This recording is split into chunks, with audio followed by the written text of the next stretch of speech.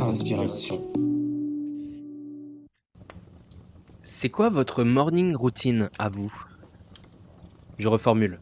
Qu'est-ce que vous faites systématiquement tous les matins avant d'aller à l'école ou au travail? Vous appuyez sur le bouton répéter de votre réveil pour vous réveiller au dernier moment possible auquel vous savez que vous pourrez quand même arriver à l'heure? Avec l'expérience, vous commencez à être rodé. Vous savez que vous pourrez prendre un café en arrivant au travail, vous prenez de quoi manger dans la matinée pour ne pas perdre de temps au petit déjeuner. Vous finissez de vous préparer et peu importe le temps que ça vous prend, vous êtes toujours à peu près à la même heure pour partir de chez vous. Mais attendez, vous allez accepter de partir travailler pour quelqu'un d'autre sans avoir fait le moindre petit truc pour vous. Vous avez réfléchi à ce que vous alliez faire de votre journée avant de la démarrer? Est-ce que vous pensez que vous êtes dans les meilleures conditions pour être productif ce matin? Est-ce que vos premières actions de la journée reflètent ce que vous voulez devenir, celle ou celui que vous voulez être? Salut à tous, c'est Gaëtan, j'espère que vous allez bien. Aujourd'hui, on se retrouve dans un épisode du Book Club 154 pour vous parler une fois de plus d'un livre que j'ai lu. Ce livre, c'est Miracle Morning d'Hal Elrod. Je vous fais le topo un peu de l'auteur. À l'âge de 20 ans, Hal a été impliqué dans un grave accident de voiture et a été déclaré mort sur les lieux. Après 6 minutes d'arrêt cardiaque, il a été réanimé, on lui a dit qu'il pourrait probablement plus jamais marcher. Malgré cela, il a non seulement retrouvé la capacité de marcher, mais il a également couru un ultramarathon et c'est devenu un auteur à succès.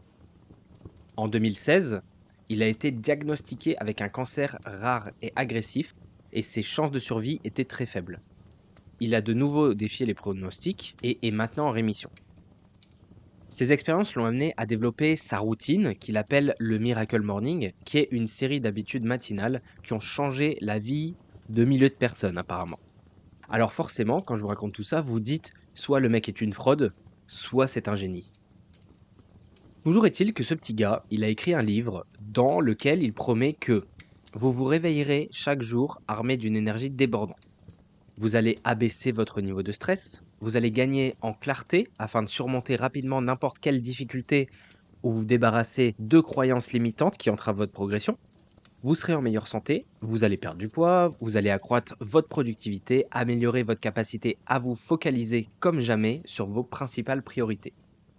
Vous serez plus reconnaissant, vous serez moins inquiet, vous allez grandement augmenter votre capacité à gagner plus d'argent, découvrir et commencer à suivre le sens donné à votre vie et arrêter de vous contenter de peu par rapport à ce que vous méritez et désirez réellement dans n'importe quel domaine et commencer à vivre en phase avec votre vision de l'existence la plus extraordinaire que vous puissiez imaginer. Le petit mot de la fin de l'introduction, c'est n'oubliez jamais que la personne que vous êtes en train de devenir est le facteur essentiel qui conditionne la qualité de votre vie actuelle et future. Alors du coup, quand on lit tout ça, on se dit que les promesses, elles sont quand même énormes juste en redesignant sa morning routine. Donc forcément, j'étais intrigué de savoir qu'est-ce qui a constitué en fait cette morning routine que Hal Elrod s'était créée. Dans beaucoup de livres que j'ai lus sur le développement personnel, les auteurs insistent sur le fait qu'il faut démarrer tôt sa journée. J'ai même lu un livre de Robin Sharma qui s'appelle littéralement Le Club de 5 heures du matin, où il explique en quoi se lever à 5 heures du matin, ça change ta vie. Alors moi qui ai toujours été du matin, moi qui adore démarrer ma journée tôt, je me suis dit que bingo, pendant un temps, j'allais suivre à la lettre tout ce que Hal Elrod conseillait dans son livre. Alors, avant de démarrer, déjà, on va répondre à la question que vous vous posez tous quand vous avez lancé l'épisode. À quoi ça sert de se lever tôt? Est-ce que, au lieu de faire des trucs le matin, je peux pas les faire le soir ou la nuit? Donc, si vous avez écouté notre épisode de Book Club sur le sommeil, suite à notre lecture du livre Pourquoi nous dormons de Matt Walker, vous savez qu'un rythme de sommeil régulier, c'est un des 3 piliers de la santé. Ensuite, Hal Elrod, il le justifie en expliquant que le Miracle Morning vous aide à démarrer au mieux la journée. Si vous faites des choses qui vous donnent de l'énergie ou vous mettent de bonne humeur, alors vous aurez de l'énergie et de la bonne humeur pendant votre journée. Alors, merci Captain Obvious, mais si ce qui vous donne de l'énergie et de la bonne humeur, c'est de dormir jusqu'à 8 heures le matin, comment on fait? Alors moi, il y a 2 choses qui m'ont convaincu d'essayer la morning routine dans son discours. La première, c'est un point évident, c'est que si tu te lèves tôt le matin, les autres dorment encore. Si, je vous promets. En fait, ça veut dire que si les gens dorment encore, bah t'es tranquille pour faire ce que tu veux sans être dérangé. Ça paraît simple dit comme ça, mais quand tu prends l'exemple de parents qui doivent gérer des enfants qui sont juste des piles pleins d'énergie, en vrai, c'est utile d'avoir un moment calme pour toi avant de démarrer la journée. Et même si t'es pas parent, avec les réseaux sociaux, les distractions, les messages et les notifications dans tous les sens, même en mettant le mode avion, là, il y a vraiment personne qui va venir te déranger ou te presser à faire un truc à 5 heures ou à 6 heures du matin. La seconde raison, c'est que le matin, c'est le moment où tu as le plus les idées claires. Ton cerveau est le plus productif et tu fais ton meilleur travail tout simplement. Quand j'étais à l'école, j'avais des professeurs qui aimaient bien nous faire faire des DS, des interrogations le matin, parce qu'ils savaient qu'on était mieux concentrés. Et donc c'était aussi pour avoir des meilleurs résultats. Et donc dans l'idée où tu veux faire quelque chose pour toi ou pour avancer sur tes projets perso, finalement, le matin, c'est le meilleur moment pour le faire. Et faire passer tes projets en premier avant que ton employeur te prenne toute ta bande passante et ton énergie pour le reste de la journée. Et donc une fois tenté par le défi, j'ai testé les 6 grandes pratiques du Miracle Morning. Je vais donc revenir sur ces grandes pratiques conseillées par l'auteur et je vais noter sur 10 ces pratiques pour vous faire un retour d'expérience sur le sujet. Il faut savoir que dans les 6 pratiques, du coup, on retrouve ce qu'il appelle les savers, donc qui sont le silence, donc méditer, prier, réfléchir. Ensuite, le A pour affirmation, imaginer la personne que on souhaite être. La visualisation, c'est la troisième étape, s'imaginer être cette personne. Ensuite, on retrouve l'exercice, faire du sport. On retrouve read, donc lire, se cultiver. Et en dernier, scribe, donc écrire, tenir un journal. On va les faire dans l'ordre. Donc si je démarre par la méditation, je mettrai une note de 6 sur 10. Pourquoi? La méditation, elle a de très bons effets, notamment pouvoir avoir les pensées claires, la qualité du repos, la capacité à faire du travail de fond ensuite. Et quand je l'ai testé, je l'ai vraiment ressenti. Alors, en parallèle de ça, pour la méditation, pour me lancer, j'ai téléchargé l'application Petit Bambou. Il y a une version gratuite avant que ça devienne payant, qui est très intéressante parce que c'est vraiment une initiation à la méditation qui m'a aidé aussi à me lancer. Un des inconvénients d'avoir essayé de trouver une méthode avec un anagramme qui faisait un truc stylé en anglais, etc., c'est que du coup, il a quand même mis la méditation en premier. Pour avoir testé la méditation en premier dans ma morning routine, moi, le matin, si c'est la première chose que je fais, c'est sûr, je me rendors. Donc la méditation, il y a des très bons effets comme on l'a dit, mais moi j'avais tendance plutôt à le faire le soir. Donc là, la méditation, j'essayais quand même de la faire plus après le sport, une fois que j'étais déjà bien réveillé et tout ça. Et le soir, on a quand même plus de temps pour faire de la méditation, donc je l'aurais peut-être pas mis dans mon Miracle Morning, plutôt dans mon evening routine. Donc on va dire le soir, je rentre du travail, allez, un petit peu de méditation pour se remettre les idées en place, après on fait autre chose. Mais soit. Et la méditation en tant que telle, je trouve ça sympa, mais ça demande beaucoup de discipline et il y a un ratio en fait effort-gain, effort-bénéfice qui est pas assez important en fait pour réussir à pérenniser l'habitude. Il faut vraiment avoir beaucoup de discipline et je pense qu'il faut travailler sa discipline d'abord sur d'autres choses avant de pouvoir mettre en place la méditation. Voilà. Donc 6 sur 10. Ensuite, le A de affirmation, moi je dirais 4 sur 10. Je suis sûr que les affirmations, c'est stylé et c'est puissant. Il y a des gens qui affirment des choses, etc., et qui font de la PNL, donc la programmation neurolinguistique, plein de choses comme ça, qui sont très stylées et ils arrivent après à expliquer leur succès grâce à ça.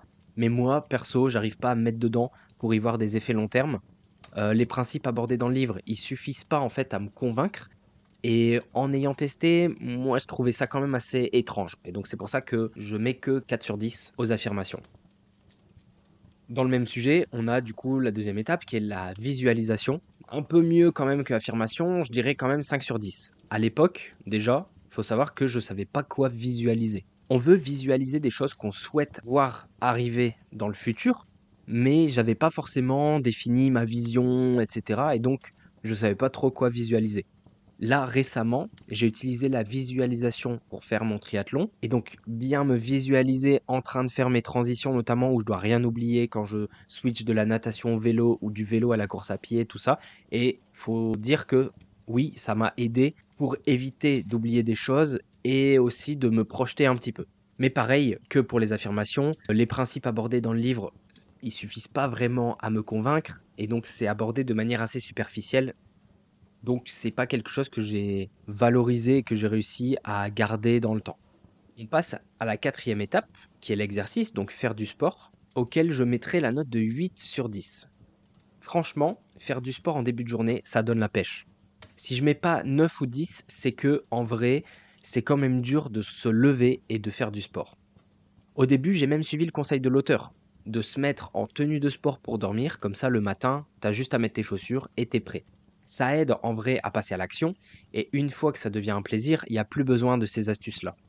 Mais une des raisons pour lesquelles là j'ai arrêté, c'est que le sommeil c'est important, et j'ai commencé à faire des séances le soir avec des potes, tous ensemble, avec des programmes en particulier, et ça change complètement mes habitudes.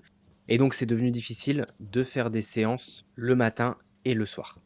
Et donc si vous avez cette possibilité-là, je vous encourage vraiment à fond à faire du sport le matin. Vous allez avoir déjà de l'énergie et ensuite vous avez vraiment cette satisfaction tout au cours de votre journée de vous dire j'ai déjà fait mon sport. Potentiellement vous pouvez manger n'importe quoi du coup, ça veut dire. Mais vous savez que l'activité physique, check. Ensuite, on arrive à mon top 1 des habitudes qui est la lecture. La lecture, 10 sur 10, c'est trop bien. Quand tu veux mettre en place une habitude de lecture, comme pour le sport, tu sais que tu as démarré ta journée, tac, c'est fait, c'est coché. Et comme je l'ai dit, le matin, ta concentration, elle est à son maximum. Et donc, j'étais capable de faire 30, 45 minutes de lecture en prenant des notes sans être déconcentré. Et c'était vraiment un bonheur. Et donc, du coup, ça permettait vraiment d'avancer super vite sur des livres. Là où je le vois quand je lis avant de m'endormir, etc., c'est beaucoup plus difficile de garder la concentration. Et donc maintenant que j'ai moins cette habitude de lecture le matin, je lis moins de livres, je lis moins vite, je reste moins concentré, je lis moins longtemps et je regrette. Là, j'ai franchement aucune excuse. J'ai arrêté juste parce que je m'organise plus assez bien le matin, mais c'est franchement très cool de lire et j'avais cette habitude-là de lire juste après le sport pour se calmer, tout ça. Donc c'était vraiment top et je pense que c'était un des moments forts de cette morning routine, de ce miracle morning que j'ai testé. Et en dernier, on retrouve l'aspect de tenir un journal.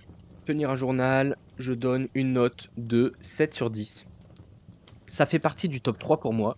Ça reste moins rentable en termes d'effort, résultat. Mais comme la méditation, ça permet d'avoir les idées claires. Ça permet de se fixer des objectifs pour la journée. Et moi, tous les matins, en fait, je me mettais 3 highlights de la journée. C'est une astuce que j'ai repris de How to Make Time. On a fait un épisode avec Jules si vous voulez en savoir plus. Ça s'appelle Briser la tyrannie des écrans. Et donc ça me permettait vraiment de définir mes objectifs de la journée et j'avais vraiment aucune journée qui était perdue parce que j'avais mes 3 cases à cocher. Quand je revenais du travail, je savais qu'il fallait que je les ai réalisées. Ou potentiellement il m'en restait une à faire dans la soirée, etc. Mais très souvent en fait, je profitais de mes matinées pour aller cocher ces cases-là. Et donc du coup, avant de démarrer ma journée, j'avais déjà coché 2 voire 3 cases de mes 3 objectifs de la journée. Et franchement, c'est puissant, ça donne vraiment une impression d'accomplissement. Et là où maintenant je le fais plus ou beaucoup moins, j'ai l'impression parfois d'avoir gâché des journées entières parce que j'ai pas défini ces 3 highlights là, ces 3 objectifs que j'ai à accomplir dans la journée. Donc pour résumer, pour moi, le 10 sur 10, de toute façon, vous savez que vous êtes sur Inspiration, vous savez qu'on va vous faire de la propagande pour que vous lisiez des livres. Le top 1, ça reste la lecture le matin. On retrouve après donc forcément l'exercice, le fait de tenir un journal. En fait, tout simplement, c'est get things done, accomplir tes objectifs le matin et donc du coup, objectif sport plus avoir de l'énergie et ensuite tenir un journal parce que tu vas pouvoir accomplir tes objectifs, au moins définir tes objectifs à accomplir. Et après, donc dans le bas du classement, on retrouve la méditation qui reste quand même très intéressante, mais peut-être qui n'a pas forcément sa place dans la morning routine. Donc à voir en fonction, mais c'est une pratique que je vous incite à tester, mais je ne sais pas si elle a vraiment sa place dans une morning routine. Et ensuite, on retrouve en dernier donc les affirmations et la visualisation avec lesquelles j'ai beaucoup moins matché. Je sais qu'il y en a qui le font tous les jours et qui me disent que voilà, c'est puissant, ça permet d'avoir les idées claires, ça permet de manifester sa vision ou ses objectifs. Mais voilà, le livre m'a pas converti entièrement. Je pense que c'était une approche un peu trop superficielle. Et donc, le jour où je voudrais mettre ça en place, je lirai pas Miracle Morning. J'irai chercher des livres qui sont vraiment spécialisés dans le domaine. Petite astuce pour ceux qui sont un petit peu timides, qui voudraient tester vite fait, qui aiment pas se lever le matin. Al Elrod, il a fait une version de 6 minutes quand on n'a pas le temps de se réveiller tôt, où en fait, il s'est dit, voilà, sur la première minute, tu dois faire ton S, donc ton silence, donc ta méditation, tu vas faire des étirements, un sourire, un silence résolu, une prière de reconnaissance ou d'orientation, mais tu fais ça pendant 1 minute. Après, tu fais des affirmations pendant 1 minute, visualisation devant un tableau ou imagination pendant 1 minute. Alors, t'écris dans le journal pendant 1 minute, donc ça, pareil, faut savoir tenir le timing. Le plus dur, je pense, c'est les 2 derniers, c'est de faire 1 minute de lecture. Bon courage. Et l'exercice physique, du coup, donc là, il dit, courez sur place, sautillez, faites des pompes, des abdos. Ça, en 1 minute, en vrai, c'est bien. Mais encore une fois, je pense que c'est un quick win, c'est une victoire rapide. C'est quelque chose qu'on peut faire vraiment si demain, on se dit: «OK, il faut que je fasse mon miracle morning et j'ai pas le temps de le faire». Mais en vrai, prenez le temps, c'est ce qui est le plus important. Et donc j'espère que j'ai répondu à votre curiosité sur, les différentes étapes du Miracle Morning. J'espère que vous allez tester aussi de votre côté, que vous pourrez nous faire des retours en nous disant, hein: «Moi, j'ai trop kiffé la visualisation ou l'affirmation» ou «Ouais, non, en fait, la méditation, moi, je la fais le matin et je m'endors pas». F et là, félicitations.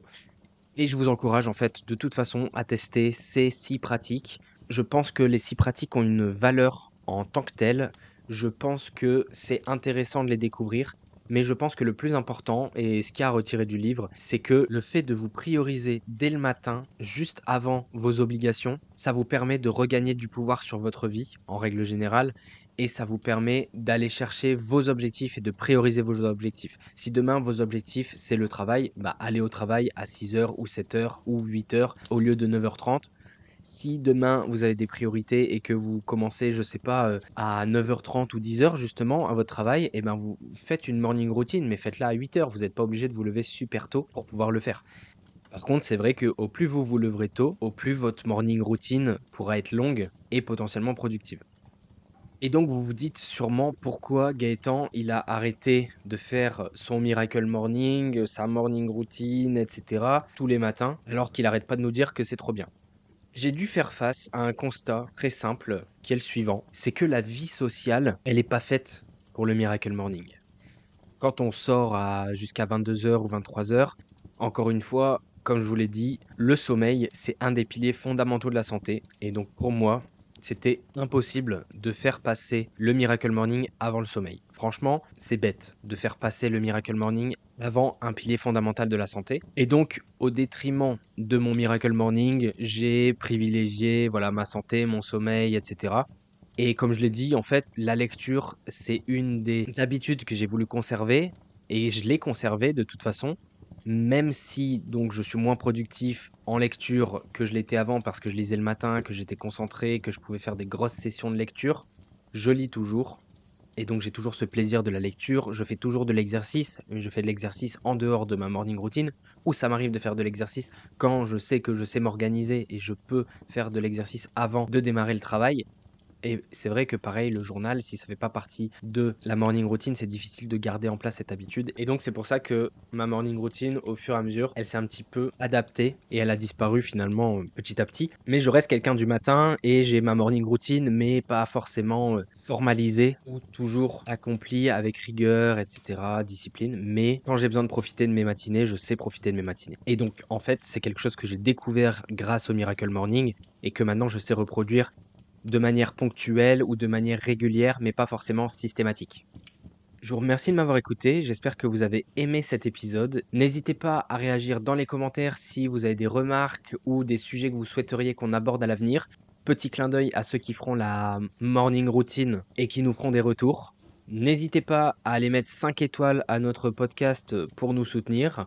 Je vous souhaite une très belle journée et à très vite sur Inspiration Podcast. Inspiration.